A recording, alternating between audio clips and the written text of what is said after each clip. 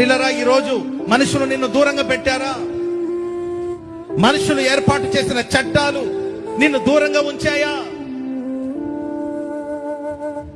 ఇక్కడున్నా చనిపోవలసిందే, అక్కడున్నా చనిపోవలసిందే, దేశంలో ఉన్నా కరువుతో చావలసిందే, బయటికి వెళ్ళినా చావలసిందే. చావు తప్ప ఇంకొక పరిష్కారం లేదు, భవిష్యత్తు లేదు. ఇంకా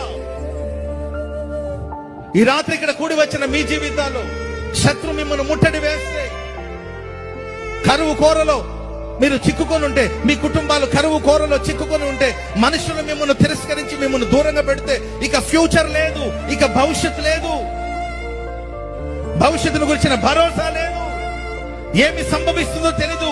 ఇక్కడైనా మరణమే, అక్కడైనా మరణమే. మనుషుల చేత తిరస్కరించబడి ఇక భవిష్యత్తు లేదు, ఇక భవిష్యత్తు లేదని బాధపడుతున్నావా?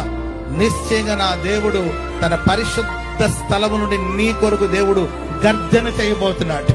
ఆయన స్వరమును దేవుడు వినిపింప చేయబోతున్నాడు. తన స్వరమును దేవుడు వినిపించబోతున్నాడు. అంటే